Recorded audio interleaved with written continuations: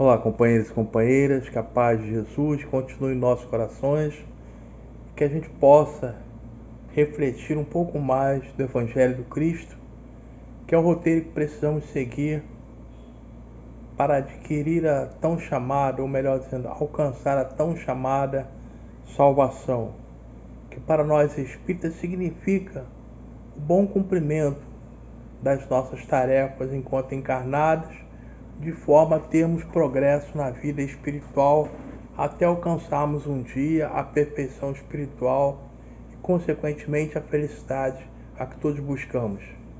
Nós vamos falar hoje do capítulo 7 do Evangelho segundo o Espiritismo, que fala bem-aventurados os pobres de espírito, e vamos falar dos itens 11 e 12 das Instruções dos Espíritos, com uma mensagem editada por Lacordaire em Constantina em 1863, em que ele fala do orgulho e da humildade.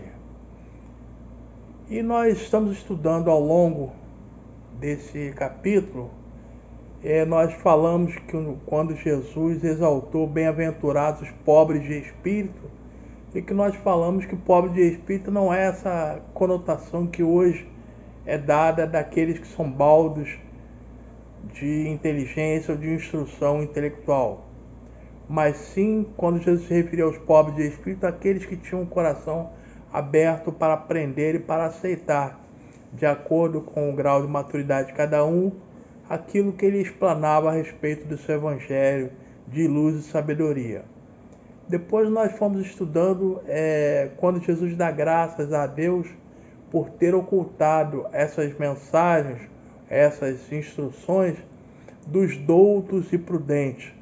Doutos e prudentes são aqueles que julgam obter todo o conhecimento, ter todo o conhecimento, plena ciência de tudo, que não admitem nada que seja para eles desconhecido. Nem mesmo Deus teria nada a revelar-lhes, pois eles detinham toda a ciência, toda a sabedoria possível. Então a esses Jesus dava graças a Deus e o Pai não os ter revelado a ciência da qual ele era portador, a boa nova.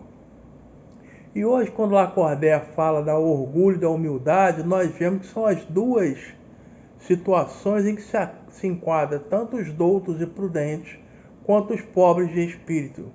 Os pobres de espírito são humildes em examinar, em buscar sempre estar se melhorando, sempre estar aprendendo, sempre estar se burilando na busca do seu aperfeiçoamento espiritual. E quando ele fala do orgulho, são os doutos e prudentes que julgam nada mais ter a conhecer, que detêm toda a ciência de tudo e, portanto, se julgam bem mais importantes que qualquer outro ser na face da Terra, e quiçá fora deles também, se admitirem que há vida em outro planeta. Que muitos até dizem que só a Terra tem esse privilégio, como eles são os mais inteligentes, seriam então os mais inteligentes do universo. Nós sabemos que não é bem assim, mas respeitamos o ponto de vista, a maneira de pensar de cada um. E quando hoje nós acabamos de celebrar o Natal, que é o símbolo da humildade do rei que podia nascer nos tronos, nos reinos mais ricos que se pudesse imaginar na face da terra, escolheu como seu trono uma manjedoura e viveu toda a sua vida dedicada ao seu semelhante, não requerendo para si nenhum tipo de privilégio ou conforto, mas doou-se a toda a humanidade. Por isso foi incompreendido, pois que ele nivelava tanto o camponês quanto aquele que se julgava de sangue nobre, o que, aliás, a ciência hoje desmente, dizendo que todos os sangues são iguais, não importa se é pobre ou nobre, se é plebeu ou de alta caixa, todos, não há diferença, que o chamado sangue azul não existe diferença química.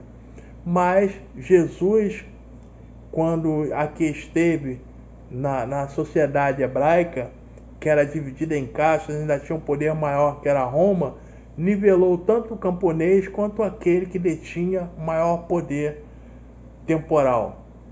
E por isso foi incompreendido e por isso mesmo crucificado.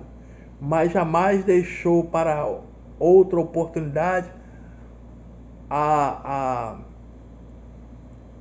desculpem a redundância, a oportunidade de nos instruir nas coisas espirituais e nas coisas do céu.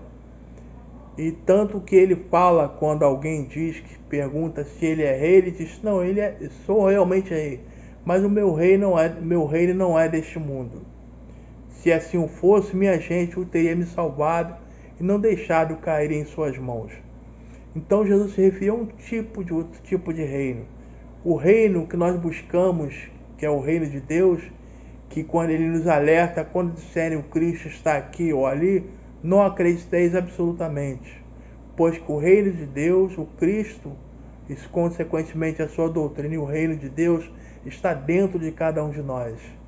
E é assim que nós devemos buscar empreender essa busca, voltando os olhos para dentro de nós mesmos, buscando aquela semelhança que nós guardamos com o Pai Celestial. Pois nós sabemos, está escrito lá nas Escrituras, que o homem foi criado à imagem e semelhança de Deus. Ou seja, nós somos pequenos deuses, né?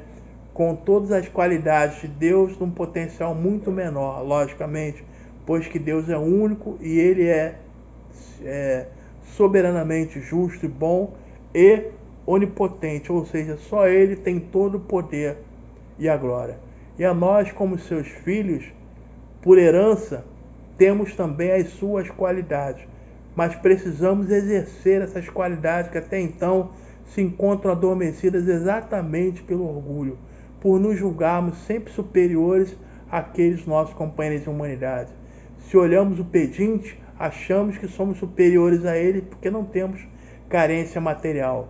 Se vemos alguém atravessando um problema, uma deficiência física, ou mesmo uma deficiência psicológica, ou mesmo qualquer outro tipo de infortúnio, julgamos que somos superiores a ele porque não estamos sendo colhidos por aquela dor. E se ele assim sofre é porque o fez por merecer. E por ser inferior e por ser errado está agora sofrendo.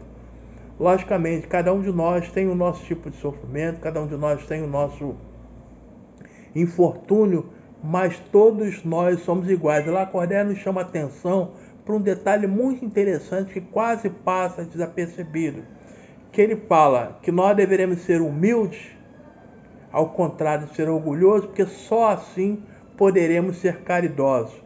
Porque poderemos ser caridosos sendo orgulhosos? Não. Apenas nos representaremos gestos, né? Capaz de doar um prato de sopa, mas jamais de apertar a mão daquele a quem ofertamos aquele prato de sopa.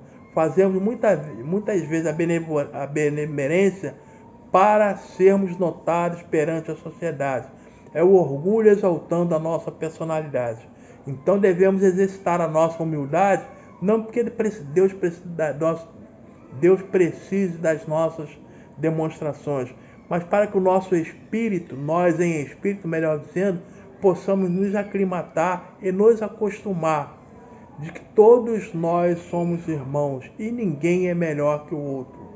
E que aproveitando esse ano que está por vir, nós possamos refletir em tudo que fizemos ao longo, não só de 2021, mas ao longo desse período reencarnado, o que fizemos na busca da nosso progresso espiritual.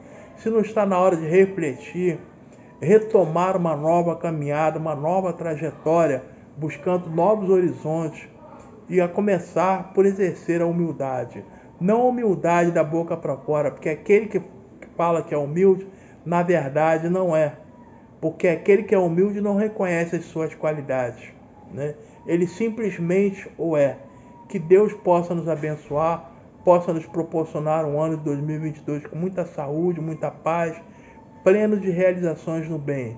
E que nós possamos, sobretudo, crescer como seres espirituais, crescer como criaturas de Deus, dignas de ostentar no peito o emblema do Evangelho do Cristo.